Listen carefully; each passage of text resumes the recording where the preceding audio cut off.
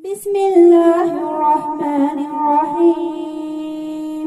وإذ قال ربك للملائكة إني جاعل في الأرض خليفة قالوا أتجعل فيها من يفسد فيها ويسفك الدماء ونحن نسبح بحمدك ونقدس لك قال إني أعلم ما لا تعلمون وعلم آدم الأسماء كلها ثم عرضهم على الملائكة فقال أنبئوني بأسماء هؤلاء إن كنتم صادقين.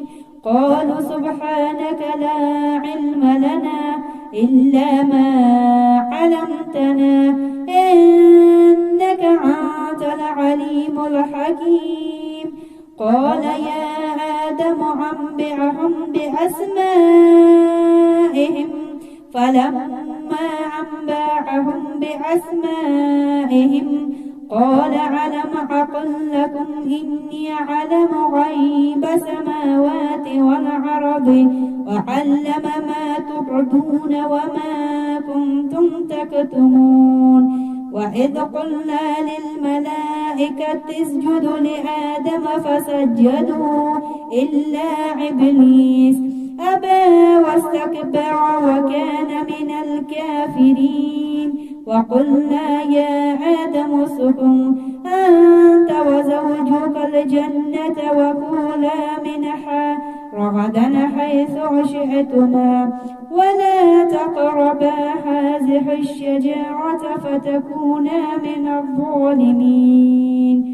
فزعلهم الشيطان عنها فأخرجهما مما كان فيه وقلنا اهبطوا بعضكم لبعض عدو ولكم في الأرض مستقر ومتاع إلى حين. فتلقوا آدم من ربه كلمات فتاب عليه إنه هو التواب الرحيم.